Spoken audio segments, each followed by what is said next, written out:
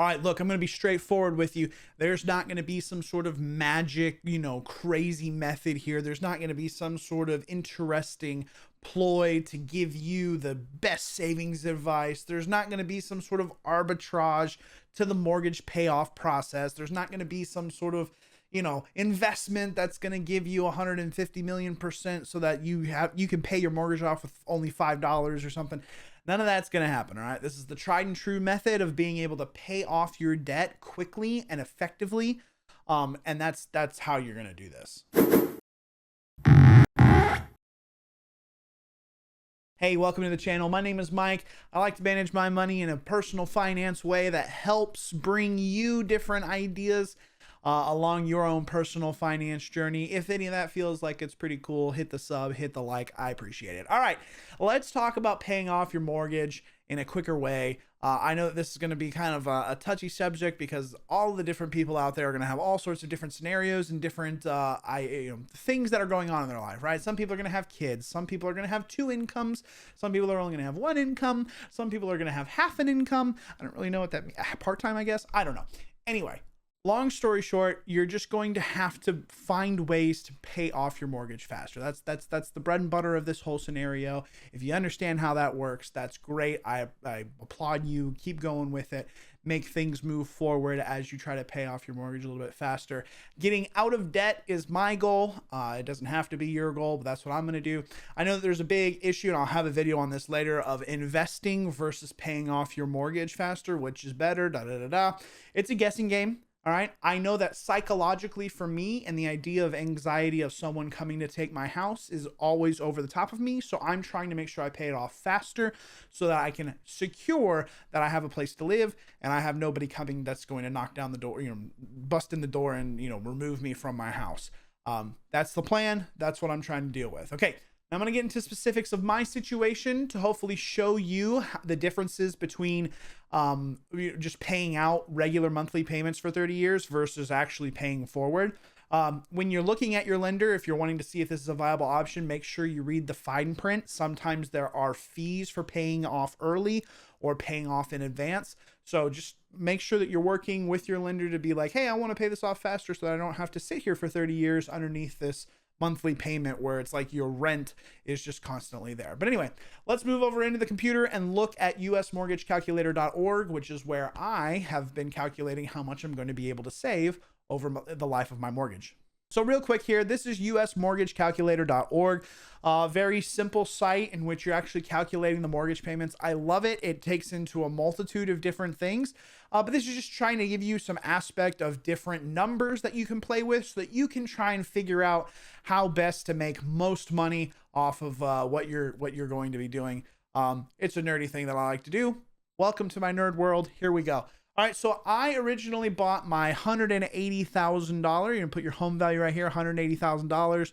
I originally bought that with a 20% down payment. You can put a number or a down payment. I put down 20% to make sure that I wouldn't get the PMI. If you don't know what PMI is, it is mortgage insurance, in which if you default on your loan, your lender is trying to make sure that they have insurance paid for it. It's kind of a scammy thing. I really don't like PMI, just in the sense of like, if that lender wants to ensure that if I default, they get their money back, then they should go pay for that. But in order for me to actually obtain the money from them, they say, I'm going to pay that. I get it. I understand that it's a business dealing. I just really think it's scummy in the sense that they can offset that cost of I'm having to pay a certain amount to you. And then on top of that, I'm having to pay in case I default. So like, what if I'm supposed to be paying $2,000 a month and you want an extra $100 for the insurance? Now I'm having to pay $2,100. What if I can't come up with the $2,100, but I can come up with the $2,000? You see how that's kind of like backhanded and under, like I'm going to miss a payment because you want me to ensure that if I miss a payment, you get your money. Anyway, I'll get off my soapbox on that. I absolutely hate that construction of how these deals kind of happen, but that's the world we live in. And that, I didn't make the rules, but I really think that's a scummy way for people to do business. But it is what it is. Anyway, okay. So moving forward here, 20% down to remove the scumminess that is this. And then we have a mortgage amount, right? So you take your home value minus the 20%, gives you the 144 that I had to pay on my mortgage. I secured an interest rate of 4.625%. That's kind of high compared to a lot of people who were during pandemic type times. It is pretty reasonable and pretty low for the market today, which this is being filmed on July 27th of 2024. So the market today has got like 7% interest rates. But anyway, I'm stuck in a 4.625. I could have refinanced. I didn't. It's just what it is. I felt like the closing cost that I was going to pay for refinancing was going to equally value how much I was going to save over the time that I am doing these extra payments. So it didn't really come out to a head type scenario, but it would have eased the burden that I would have had. But anyway, none of that is necessarily this video, but we're going to continue on with this. Then you put in your amortization period, which I have 30 years. Obviously there's like 15-year amortization periods. Some people are allowed to get 20 type stuff. Depends on what your lender does. But anyway, I'm going to be paying over 30 years, with a monthly frequency. You can do bi-weekly. That would increase your payment amounts, but it would also decrease probably the overall amount that you're going to have to spend. But anywho, and then this is when it started, was in April of 2018. And then it allows you to put in one-time expenses of your closing costs. That's not really relevant here. You have your property taxes, which come in every single year. Mine are about $2,000. And then home insurance, which is about $1,800 for me. I live in Tornado Alley, so we have a little bit higher for, the structure being blown away. A lot of other people will have a little bit less insurance for where they live. Same with property taxes. I live in Oklahoma, so it's like super cheap as far as property taxes, but you can find those things out. They can do percentage wise too, as far as just how much you're actually having to pay percent on your home value comparative to what your insurance and stuff is. There, if you live in an HOA, I do not. There is also a line here to put in your HOA fees. So anyway, looking at all of that, this is how the payment kind of breaks down right here in this next little section. You have a monthly principal and interest, which is what is usually touted as a lender's, like, this is how much you're going to have to pay. But then they don't really throw in all the different pieces of like property taxes or homeowners insurance, the PMI or the HOA fees. They're just going to advertise that you can get this loan for $740. And then all of a sudden you're told, oh, you have $1,000 payment. So this site does a really good job of kind of bringing in those different factors to try and help better appropriate or estimate what your actual payment is going to be. Love that about this site. Okay, so moving forward, they go ahead and give you the entire breakdown of how much it's going to cost you to actually pay the entire house off. As you can see here, I'm getting a $180,000 house, but over the life of 30 years, I'm supposed to pay $421,000, which is just vomit. That is just terrible. Absolutely crazy. Then they have this pretty cool little chart in which it goes over the mortgage falling with this little line, right? How much is actually on the balance every year over the life. This is over a 30-year period. I have the 2018 going all the way out to 2048, 30 years. And then it gives you little calculations on like, hey, this is how much interest you're going to pay. This is how much principal you're going to pay. And this is how much taxes, PMI, insurance and fees, all the other stuff that isn't principal and interest, how much all of that equates and how much is going to be appropriated to each year as you pay it off. So really cool little thing. Obviously when you go down here, you see the amortization schedule over the 30 years. You'd be like, year on the first year, I was paying $185 and $500 of interest. Another thing I hate about mortgage payments is that the interest is front loaded, but it at least knows that every single month is calculated out. Obviously, well, maybe not obviously to some of you, but anywho, year over year, the escrow account gets readjusted because your taxes change and your insurance changes from time to time. And so they accumulate different amounts per year. So this year I was doing $316.67 a month, right? And so, well, supposedly, whatever. But it just calculates that the same for every single year. You always get $316.67 for the way that this works. But obviously, if in 2019 the insurance had gone up or the taxes had increased, then that 316 might be 319 or 320 or 500. Who knows? Just depending on how much they need to recoup. They usually give you some sort of indicator at the beginning of the year in January that your payment is being adjusted to recount for escrow shortages, so on and so forth. So basically what they're doing is they're trying to make sure they pack away money for taxes so that they can pay the county taxes. the lender can, and then also for insurance that you're able to insure your home no matter what. That's the whole reason, is they force you to set that aside so that you don't default on either of those and screw the lender. So let's look at this on how I'm going to be able to save so much money. There's this cool little button here called adding extra payments. Now, like I said before, read the fine print of your lender to figure out whether or not this is applicable to you. Sometimes there's extra charges that come about, but this little site lets you put in monthly, yearly, quarterly, or one-time only type payments.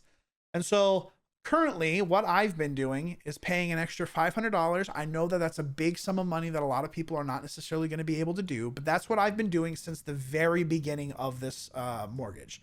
So let me just put in my April date in 2018 and put in that I was $500. So if we come down here, we can now see that my payment went from about $1,050 to $1,557, right? It was $1,057. Now we have this extra $500 payment. Now it's $1,557. But anyway, you can see how that $421,000 has now decreased down to $281,000, subsequently making that I'm going to be saving a lot more than $75,000 in interest. But basically what happens is I'm not having to pay all of these extra principals way down the line as far as for taxes, PMI over the life of the loan. So that's kind of being equated too. But what I'm talking about when I'm saying $75,000, if we scroll down here to the very bottom, we can see that my payment frequency for the monthly was $1,057. Now I'm paying the $1,557. And if we go to the total savings, we can see that I'm going to save $75,252.35. Now I know that's probably like, oh no, where was my cool get out of jail free card? It's not what this video is, you know? It's just not what's happening, but I'm going to be able to save $75,000 in interest off of this, you know, paying off early or paying down more. I'm also only going to have the loan for about 13 years, which is great compared to having it for 30 years.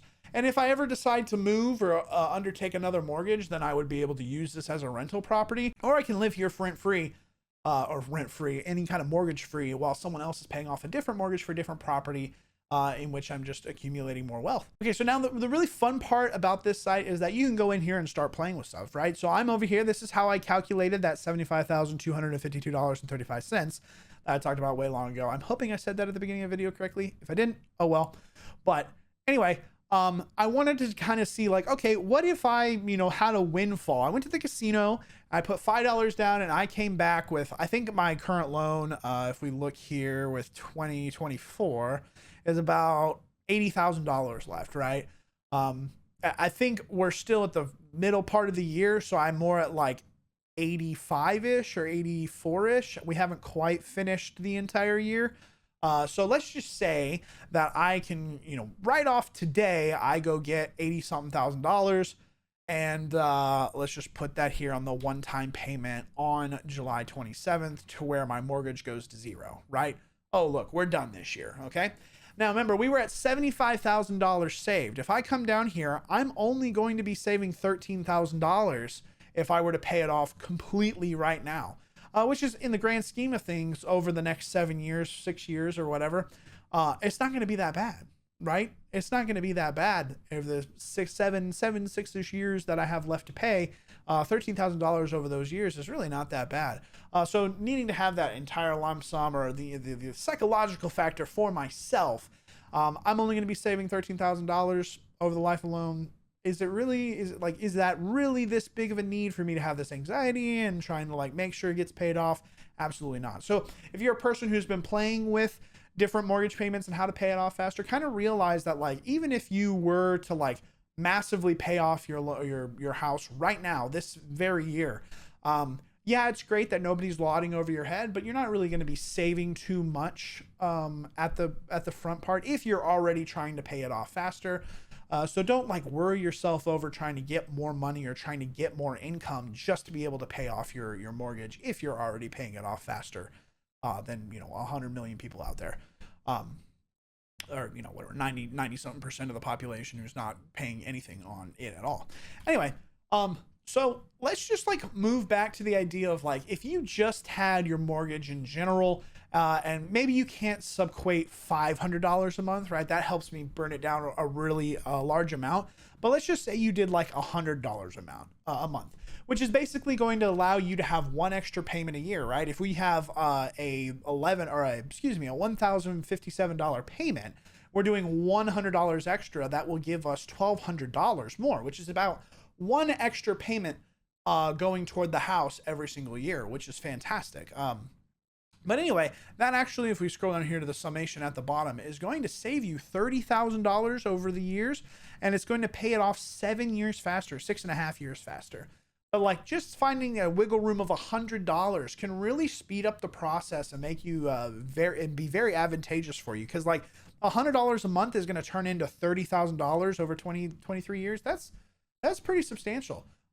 It's not like the overall best return, but like just finding that extra $100, which, you know, can be relatively simple, or, you know, usually people can find some sort of wiggle room like that. I mean, you could go down the street and for a day or two and just hold a sign. I'm sure you'd get a couple of different things.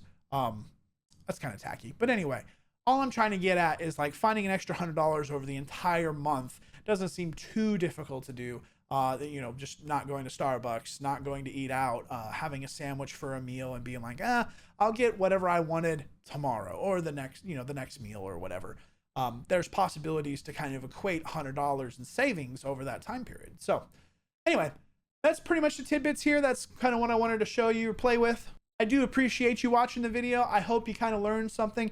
If you're able to pay off this goes for any kind of loan, right? Car loan, a personal loan, any kind of credit card. If you can pay more than the actual payment that is being requested from you as far as a minimum payment, you will pay it off faster. You will not have to pay as much insurance, and your total amount that you are paying, right? Remember, I was going to pay that $421,000, but me paying it off faster is now going to get me down to $281,000. So it's like there's a very substantial range right there. It's about $150,000 over the entire life of the loan. Of course, again, that's dealing with taxes, that's dealing with PMI and all that sort of stuff that's being equated or moved out for 15 to 16 years off of the mortgage. But long story short, paying off your loans faster lets you actually have less of a burden overall over the time, because you're going to be saving an interest that's not going to be accruing from years and years and years.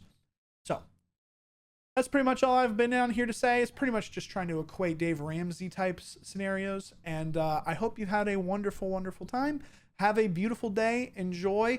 Like button, sub button. You guys know that whole deal. But have a wonderful one. I will see you in the next video.